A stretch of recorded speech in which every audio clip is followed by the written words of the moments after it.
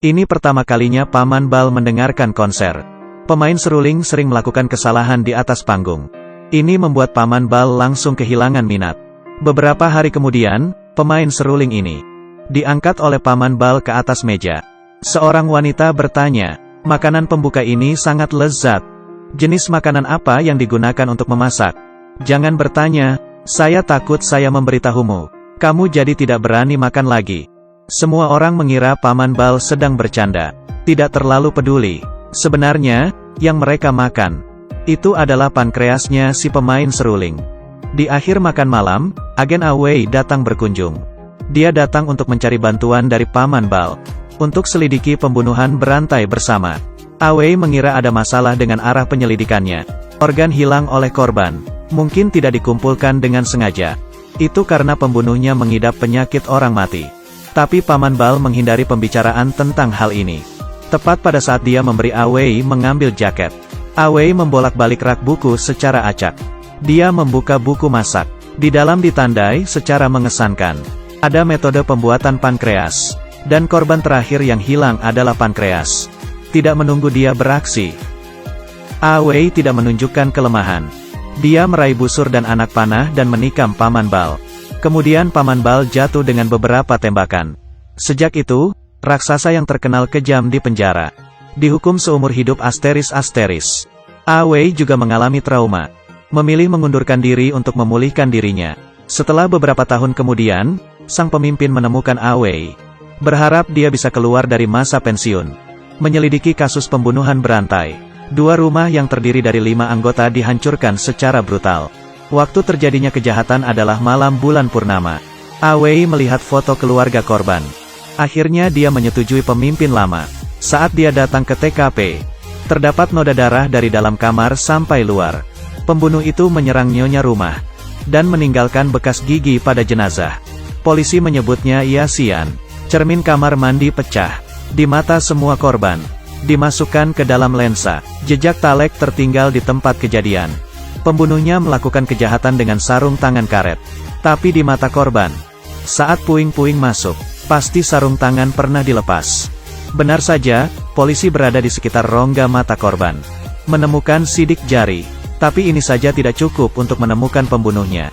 Malam bulan purnama akan datang. Demi menangkap si pembunuh secepat mungkin, Awei menemukan Paman Bal.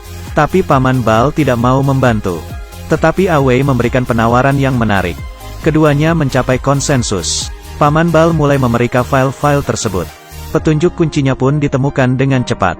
Semua cermin di dalam ruang kamar itu pecah. Mungkin karena pembunuhnya memiliki cacat wajah.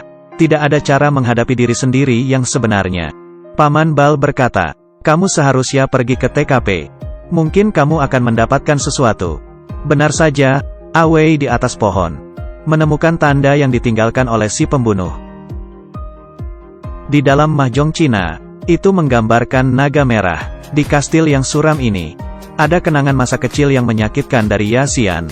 "Mengapa kamu mengompol lagi? Kurung tutup. Keluarkan aku, nenek." "Aku salah. Diam." B asteris jingan kecil. Selanjutnya, Yasian mengeluarkan album foto. 7 wajah penuh dengan pemujaannya pada Paman Bal. Awei menemukan Paman Bal lagi. Berbicara tentang petunjuk merah berhuruf Zong. "Zong," Paman Bal berkata, "burung perut merah terjebak dalam sangkar." Sukavati marah karenanya. Kalimat ini sepertinya mengatakan situasi Paman Bal saat ini. Perkataan itu sepertinya menyiratkan sesuatu. Setelah Awei pergi, Paman Bal memiliki 10 menit waktu untuk berbicara dengan pengacara. Tapi dia tidak menelepon pengacara itu, melainkan memanfaatkan kesempatan ini dengan mendapatkan alamat rumah keluarga Awei. Awei juga di dalam buku menemukan apa yang dikatakan oleh Paman Bal. Yang disebut naga merah berarti membunuh seorang wanita yang penuh sinar matahari. Bisa menyelesaikan transformasi. Ini membuat Awei tiba-tiba sadar. Dia kembali ke kantor polisi untuk mencari informasi. Pemimpin itu datang dan memberitahu Awei. Petugas kebersihan di penjara menemukan Paman Bal dan Yasian. Terdapat sebuah surat. Surat itu penuh dengan pemujaan Yasian terhadap Paman Bal. Tetapi konten kuncinya dihancurkan. Tapi polisi dengan segera memperoleh cara-cara teknis. Konten yang hancur dipulihkan. Konten tersebut menunjukkan pemberitahuan orang yang hilang. Ada kata sandi tentang hubungan Paman Bal dengan Yaxian, agar tidak membuat gerakan yang mencurigakan. Awei tetap saja membiarkan penerbit menerbitkan koran. Tidak lama, kata kunci pun teruraikan. Isinya adalah sebagai berikut.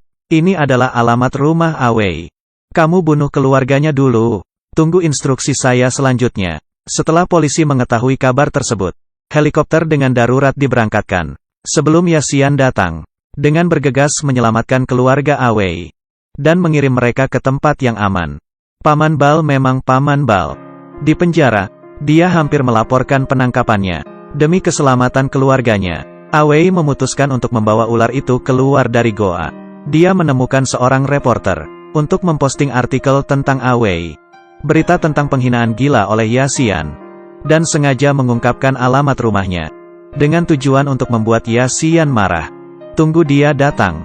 Namun, setelah beritanya diliris, Yaxian pun sama sekali tidak mencari Awei, melainkan mengikat reporter yang merilis berita tersebut.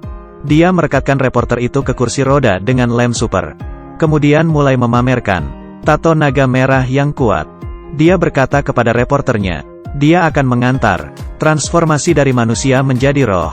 Kemudian Yaxian dengan marah menggigit hidung reporter itu, membakar kursi roda, sampai depan pintu kantor polisi. Menghadapi tantangan seperti itu, polisi pun tak berdaya. Setelah itu, Yaxian bertemu Jenny yang kedua matanya buta. Di pertemuan pertama, keduanya memiliki perasaan satu sama lain. Dengan cepat mereka menjalin sebuah hubungan. Tetapi setelah bangun tidur, Yaxian pun sangat menyesal, karena seluruh wanita yang berhubungan dengannya harus dikorbankan untuk naga merah. Tetapi kali ini, dia tidak tega mengorbankan Jenny kesayangannya, juga tidak berani melanggar perintah naga merah. Jadi dia memikirkan cara yang baik. Ini adalah penggemar berat Paman Bal. Demi menyelamatkan wanita yang dicintainya, dia memutuskan untuk mengubah dirinya menjadi naga merah. Tapi bagaimana mungkin saya tidak pernah berpikir atas kecocokan pemahaman Yaxian dan naga merah. Ternyata menjadi seperti ini. Dia datang ke sebuah museum, memukul seorang manajer, merobek gambar naga merah, memasukkan ke dalam mulut dan ditelan ke dalam perut.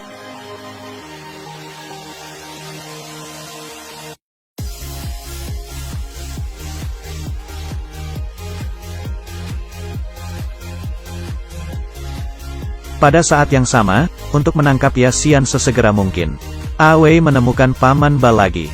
Kali ini, dia menawarkan penawaran yang lebih menarik.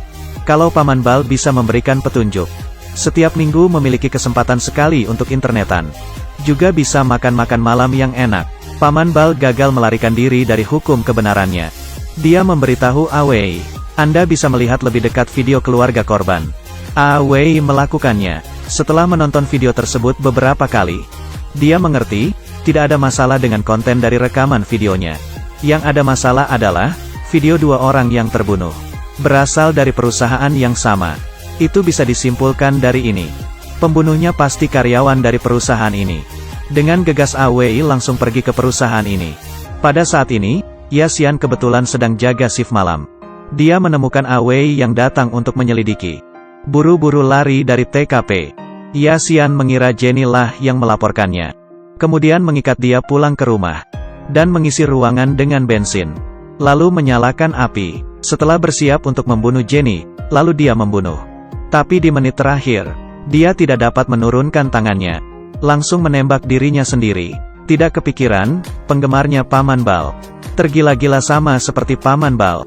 Akhirnya, Jenny secara ajaib berhasil lolos dari api.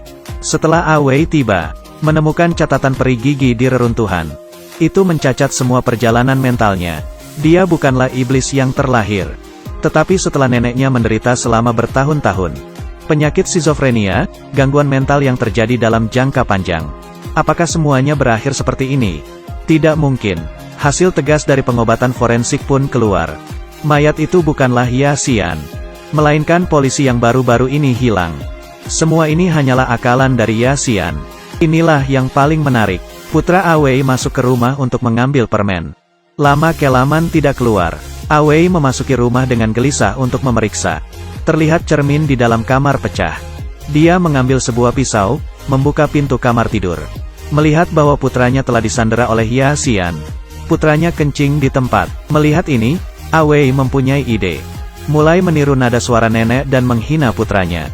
Aku belum pernah melihat anak jorok sepertimu. Berani-beraninya kamu kencing di celana, kamu jorok sekali. Keluar dari sini. Trik ini mengacu padanya untuk memanasinya. Berhasil membuat Yasian marah. Keduanya memukuli satu sama lain. Putranya pun mengambil kesempatan itu untuk melarikan diri. Awei menikam Yasian di paha selama pertarungan. Bersembunyi di ruangan lain. Kemudian keduanya menembak satu sama lain melewati pintu. Akhirnya Yasian itu mati dengan pistol Awei. Sementara Paman Bal yang dipenjara, menemukan bahwa adik perempuannya dan bibinya adalah wanita penting ketiga dalam hidupnya. Ana seorang detektif magang. Adegan ini dengan seri ketiga Hannibal. The Silence of the Lambs, terhubung dengan mulus. Bagi yang suka film seri ini, kalian dapat mengklik beranda untuk menontonnya.